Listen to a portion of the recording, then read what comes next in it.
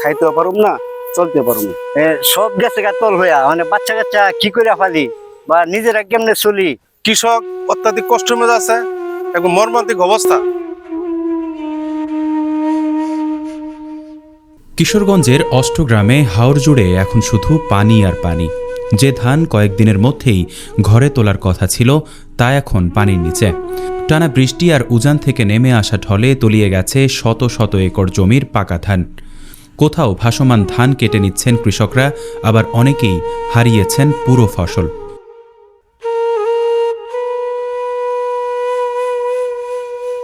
অষ্টগ্রামের আবদুল্লাপুর হাওরের বিস্তীর্ণ মাঠ জুড়ে জমে থাকা পানিতে ডুবে আছে ধান ক্ষেত। যেসব ধান এখনও পানির উপর ভাসছে সেগুলো কোনোভাবে কেটে নিচ্ছেন কৃষকরা। তবে জমিতে পানি জমে থাকায় ব্যবহার করা যাচ্ছে না হারভেস্টার মেশিন। ফলে বাধ্য হয়ে বাড়তি খরচে শ্রমিক দিয়ে ফসল কাটতে হচ্ছে, যা বাড়িয়ে দিয়েছে উৎপাদন ব্যয়।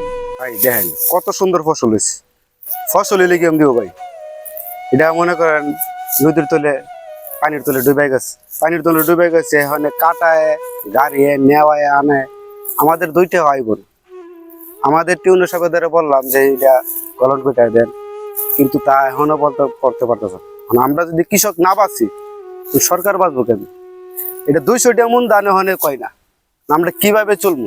ঋণ মাদন করে করছি, আমরা কিভাবে চলবো? এই ধান বেশি আমরা মনে করেন খাইতেও পারুম না, চলতে পারুম না। খরচ আপনার মনে করেন আমার 2-2.5 লাখ টাকা হয়েছে 10 কানি হাতে। ওখানে বিক্রি হয়তো না মনে করেন 10,000 টাকা। এই অবস্থার ভিতরে বইয়া গেছি। আমাদের 2টা গরু আছে, গরুরে যে খাওয়াবো এরকম হেরের লেগেও মনে করেন কয়টা নিয়ে পারুম। এই অবস্থার ভিতরে বসে দেখছেন। উজানের পানি নামলেই এই হাওরে পানি ঢুকে পড়ে। শিবপুর এলাকায় খোয়াই নদী ভরাট হয়ে যাওয়ায় প্রতি বছর জলাবদ্ধতা হয়।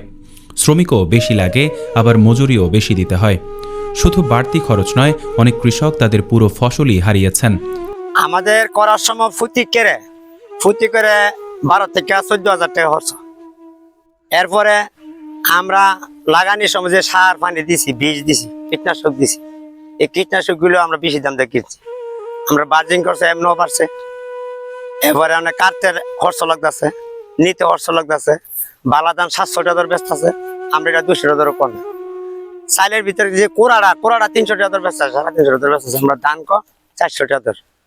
আমরা অনেক কৃষক এমন একটা পরামর্শ কইরাও শিখছি, মানে কইরা আমরা এমন একটা এর মধ্যে ফর্জা মেঝে ফুটছি, আমরা বাবানে ধান বাড়ি দিতে পারতেছি না। আমরা এমন একটা দুর্যোগের মেঝে ফুটছি। আজকে আমরা 3-4 বছর ধরে আমরা এই মারগুলি খাইতেছি না। আমরা এমনকি আমি আমাদের গ্রামে শৈশব টিউনো বরাবর আমি গেছি এই দরখাস্তটা মন্ত্রণালয় পর্যন্ত গেছে।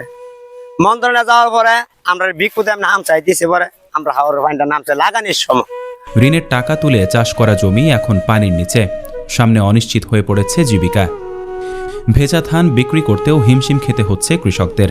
বাজারে এর চাহিদা না থাকায় লোকসানের আশঙ্কা আরও বাড়ছে। সব গেছে গা তল হইয়া, মানে বাচ্চা কাচ্চা কি করে ফালি বা নিজেরা কেমনে চলি, এই দুঃখ। আমরা কই কার কাছে যাই, কোনো সুযোগ সুবিধা নাই।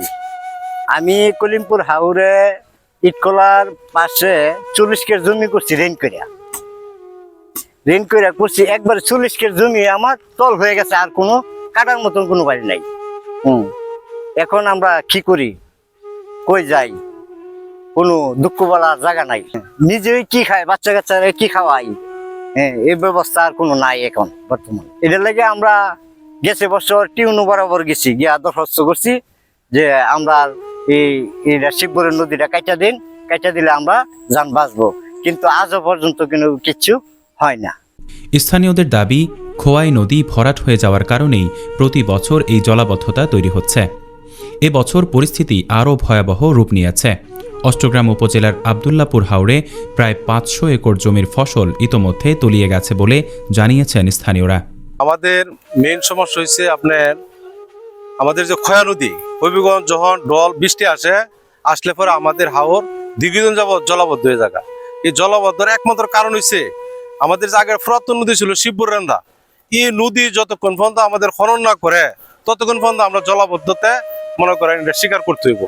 আর এখন তো যাইবার হয়েছে পানি তো তল নিচেই, কারণ এখন যে জমি যাওয়া পানি তল নিচে মানুষ যে কাটতেছে, এটা মনে করেন নৌকাতে আনন্দ লাগে, কামলার দর বেশি, রাস্তাঘাটের যে হাল অবস্থা, কাইটটা আনলো রাস্তা দাম নেওয়া যায় না। রাস্তা আপনার পানি তলায় গেছে এবং রাস্তাঘাট গাড়ি ইয়ে গেছে। যে রাস্তা ধান নিলে 500 টাকা, এখন মনে করেন যাই ফসল ধান আছে এটা মনে করেন 2000 টাকা লাগে। কৃষক অত্যাধিক কষ্টের মধ্যে আছে, একদম মর্মান্তিক অবস্থা, যেখানে মানুষ মনে করেন মুখের মধ্যে হাসি তাললে এখানে মানুষের কান্না আর কান্না। যতদিন পর্যন্ত আমাদের এই শিবপুরের নদী না কেটে দেয় ততদিন পর্যন্ত আমাদের আব্দুল্লাপুর, কলিমপুর, খয়ারপুর, গয়েশপুর, বাজগাঁও, বালিগাঁও, খলাগাঁও এগুলি আপনার সবসময় ভূগন্তের মধ্যে আমরা থাকতে হবে। 40 কের ক্ষেত করছি, 40 কের ক্ষেত হয়ে গেছে তোলয়া। এখন কি করি, কেমনে কি করি, মানে কৃষকদের অভিযোগ, এমন পরিস্থিতির আশঙ্কা আগে থেকেই প্রশাসনকে জানানো হলেও কার্যকর কোনো ব্যবস্থা নেওয়া হয়নি। চলতি বছর বেশ কিছুদিন যাবতই কিছু কিছু বৃষ্টি হচ্ছে এবং প্রায় প্রতিদিনই বৃষ্টি হওয়ার কারণে অষ্টগ্রাম উপজেলার আবদুল্লাপুরে এবং হোসেনপুর উপজেলার পানানবিলে বেশ কিছু জমির ধান ইতিমধ্যে তলিয়ে গেছে।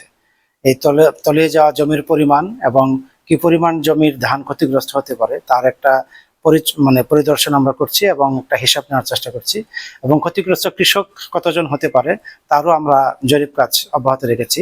খুব সম্প্রতি আমরা এই বিষয়ে একটি চূড়ান্ত রিপোর্ট তৈরি করতে পারবো বলে আশা করছি, এবং রিপোর্ট তৈরি করে আমরা সরকারকে অবহিত করব যাতে ক্ষতিগ্রস্ত কৃষকদেরকে আর্থিক বা অন্য কোনোভাবে সহায়তা করার সুযোগ পাওয়া যায়। জলাবদ্ধতা নিরসনে খোয়াই নদী খনন সহ দীর্ঘমেয়াদী কার্যকর উদ্যোগ নেয়ার দাবি জানিয়েছেন ক্ষতিগ্রস্ত কৃষকরা। ডেস্ক নিউজ, অগ্রযাত্রা প্রতিদিন। অগ্রযাত্রা প্রতিদিন, নির্ভীক প্রত্যয়ে উজ্জীবিত।